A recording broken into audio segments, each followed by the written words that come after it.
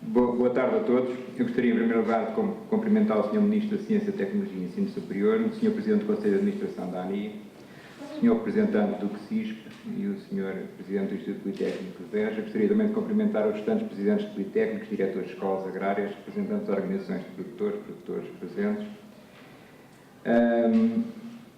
Gostaria de começar por agradecer ao Sr. Ministro da Ciência, Tecnologia e Ensino Superior pelo convite para estar aqui presente. Tenho muito gosto em estar aqui hoje convosco, não só pela temática, mas também por se tratar de institutos politécnicos, que são organizações com as quais nós muito gostamos de trabalhar.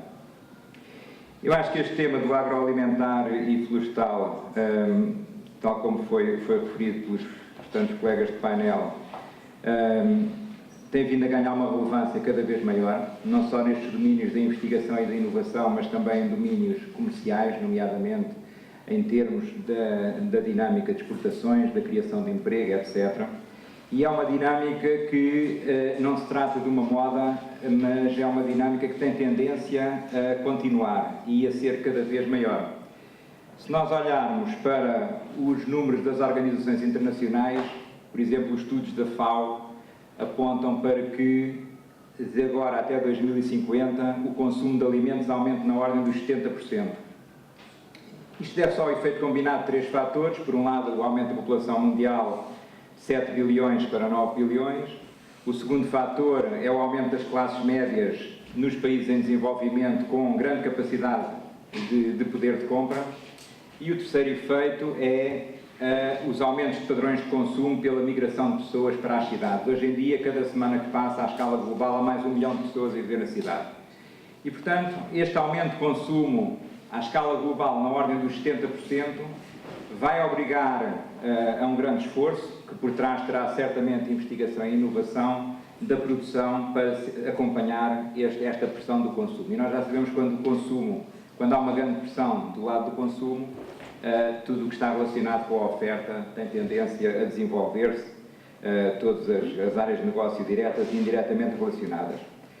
No entanto, este aumento de produção não é fácil, uma vez que nós, hoje em dia, à escala global, já temos praticamente toda a terra arável ocupada. Dificilmente nós conseguimos aumentar a área arável à escala global, o que significa que este crescimento vai ter que ser baseado numa intensificação da agricultura, que naturalmente terá que incorporar tecnologia e inovação, mas terá que ser uma intensificação sustentável do ponto de vista ambiental, mas também sustentável do ponto de vista económico, porque se os agricultores não ganharem dinheiro, não há agricultores e, portanto, todas as orientações em termos de investigação e inovação têm que ter em conta a sustentabilidade económica das explorações, daí ser cada vez mais importante trabalhar de perto com as empresas, com as organizações de produtores agrários, organizações de produtores florestais, organizações empresariais, para adequar a investigação às necessidades deles e facilmente conseguirmos transferir este conhecimento de forma a que tenha de facto impacto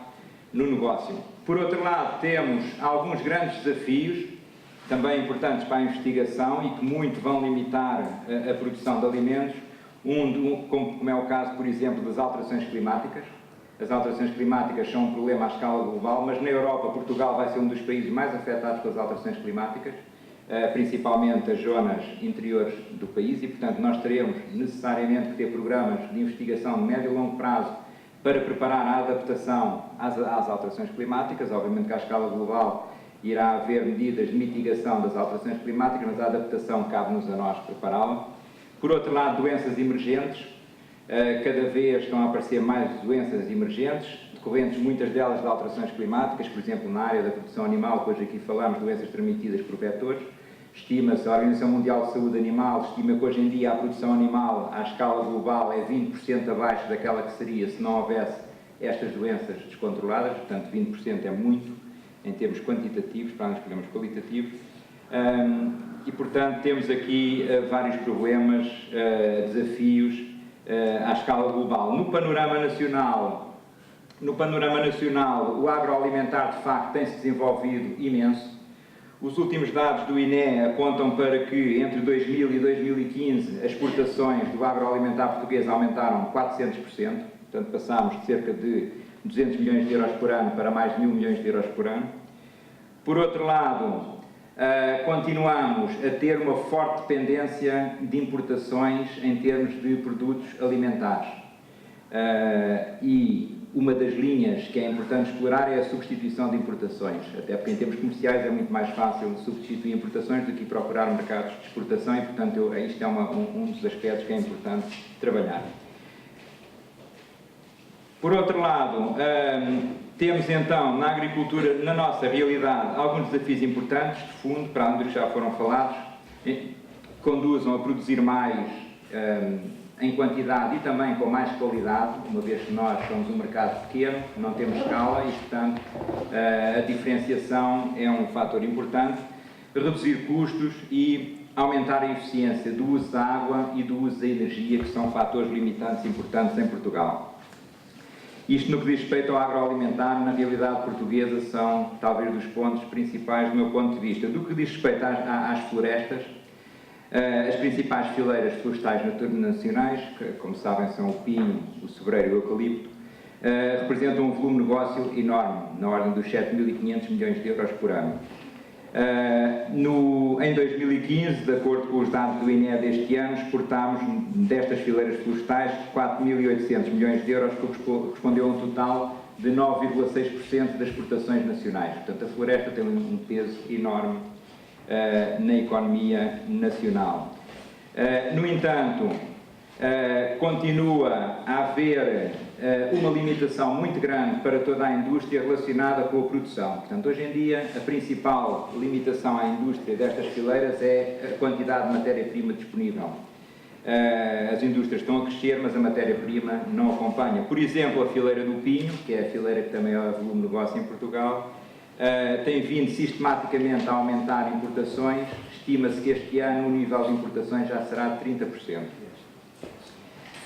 Há, portanto, aqui um conjunto de desafios muito relevantes, quer na área agrícola, quer na área pecuária, quer na área florestal, que têm que ser ultrapassados, e a incorporação de conhecimento nestas fileiras vai ser decisiva para nós, em Portugal, conseguirmos ter empresas sustentáveis que sobrevivam e prosperem na nossa realidade. E, portanto, estes aspectos relacionados com a investigação, mas também com a experimentação, associadas à formação avançada, mas também à formação de técnicos e agricultores e ações de demonstração e divulgação e outras formas de transferência de conhecimento, são fundamentais, quer para a competitividade das empresas, mas também muito importantes para o desenvolvimento regional. Uma vez que institutos como a INEAV, de abrangência nacional, mas organismos mais focados nos problemas das regiões, como as escolas superiores agrárias, podem, em conjunto, promover fortemente o desenvolvimento regional, a competitividade das fileiras que podem prosperar em cada região e fixar nas regiões recursos humanos altamente qualificados que muita falta fazem. Para além desta orientação estratégica dos projetos de investigação estarem focados nas necessidades reais das fileiras, é também necessário que a experimentação que seja feita em condições próximas das condições comerciais, para que os resultados da experimentação possam passar diretamente para o mercado. E isto é um problema que nós temos em Portugal, porque, embora Portugal seja um país pequeno, tem condições edafoclimáticas muito diferentes de umas regiões para as outras. E não é possível os resultados obtidos numa região do país serem aplicados de forma automática em todo o país. Isto é um problema que nós temos e que poderá ser ultrapassado se nós tivermos uma visão integrada do território, em que as diversas estruturas de investigação agrária e florestal que temos no país, e que a capacidade instalada é muito significativa, possam trabalhar de forma integrada, de forma a que a experimentação em cada área de negócio possa ser feita em todo o país junto às áreas comerciais e esse conhecimento seja transponível diretamente para o mercado através de ações de divulgação, de formação e outras formas de transferência de conhecimento. Por outro lado, eu gostaria de realçar aqui mais uma vez uma questão que nesta área agrícola, pecuária e florestal é muito importante, que é a questão de a transferência de conhecimento que se verifica em Portugal nestas áreas é ainda insuficiente e pouco eficiente. E é necessário promover formas de aproximar o sistema científico e tecnológico nacional das empresas, logo desde o início, na identificação e hierarquização dos problemas, porque os empresários é que sabem aquilo que precisam, não são os investigadores que sabem o que os empresários precisam. Os empresários devem trabalhar em mãos dadas com os investigadores, é possível orientar os projetos de investigação para o mercado e para aquilo que eles precisam, mas depois, em toda a construção do projeto, no desenvolvimento do projeto e na questão da experimentação e da transferência de conhecimento, envolver as associações de produtores florestais e agrícolas, as organizações empresariais e as empresas, porque é essa a forma de se transferir o conhecimento de forma mais eficaz e eficiente. Nós ainda temos alguns constrangimentos no sistema científico e tecnológico nacional nesta área agroalimentar e florestal, embora a capacidade instalada seja muito boa, verificamos que há uma grande fragmentação. Em algumas áreas verifica-se, decorrente dessa fragmentação, falta de massa crítica. Portanto, nós temos grupos de investigação com massa crítica muitíssimo reduzida, o que obviamente nos tira imensa competitividade. E também sabemos que em algumas áreas se nota um grande envelhecimento do corpo de investigação, com o risco de Portugal perder algumas competências únicas que nós temos, dada a nossa realidade. Por exemplo, na área florestal, se não formos nós a fazer investigação em cortiça, não podemos estar à espera que ela venha dos Estados Unidos e do Norte da Europa, porque lá não há cortiça, não é? E quem diz isto diz outras coisas que são muito próprias da nossa realidade. Para além da questão de, às vezes, foco insuficiente nas necessidades reais das fileiras. E então, eu penso que este caminho está a ser feito no sentido de, cada vez, procurar olhar para as coisas de forma mais integrada e haver uma cooperação mais sólida, pode permitir criar, por exemplo, equipas de investigação maiores e multidisciplinares que nos dão outra capacidade completamente diferente, outra competitividade e uma utilização mais eficaz e eficiente da capacidade instalada. No que diz respeito ao INIAV, o INIAV é um instituto novo do Ministério da Agricultura que incorporou toda a capacidade de investigação e inovação do Ministério da Agricultura, Florestas e Desenvolvimento Rural, passou a ser o único instituto nesta área do agroalimentar e do florestal e, portanto, herdou muitas estruturas antigas que neste momento estão a ter um reposicionamento estratégico e um foco diferente. Também temos a conservação também temos a missão da conservação e valorização dos recursos genéticos nacionais destinados à alimentação e integramos os laboratórios nacionais de referência de saúde animal, segurança alimentar e também de sanidade vegetal das doenças e pragas agrícolas e florestais. Por outro lado, as escolas agrárias e os institutos politécnicos têm, em muitos casos, uma atuação sinérgica e complementar da do INIAV, uma vez que têm uma atividade muitíssimo importante em termos de investigação aplicada e de experimentação e também de formação de recursos humanos e, portanto, nós já cooperamos com muitas escolas agrárias, mas é a nossa intenção alargar o âmbito dessa cooperação e reforçá-la, porque nós entendemos que isso é importante para o desenvolvimento regional e para promover a competitividade das empresas desta área do agroalimentar e do florestal. Por outro lado, quer o Ministério da Agricultura, Floresta e Desenvolvimento Rural, quer o Ministério da Ciência, Tecnologia e Ensino Superior, tem uma capacidade instalada muito relevante em termos de infraestruturas de experimentação nesta área do agroalimentar e florestal e essa utilização integrada dessas infraestruturas poderá, sem dúvida, ter vantagens evidentes, quer para o sistema científico e tecnológico nacional, quer para as empresas, e pode permitir, para além destes aspectos relacionados com a competitividade, ainda fixar recursos humanos qualificados no interior.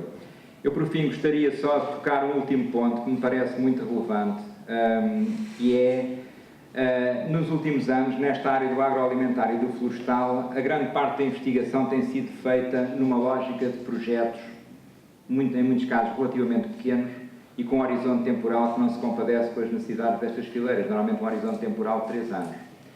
Em muitas das temáticas que nós estudamos, no agroalimentar e mais ainda no florestal, porque os ciclos são mais longos, passar de uma lógica de pequenos projetos de investigação para uma lógica de grandes programas de investigação de médio e longo prazo pode permitir passar para o mercado de forma consistente e sistemática resultados permanentemente em parceria com as empresas e dessa forma irmos gradualmente aumentando a competitividade dessas mesmas empresas.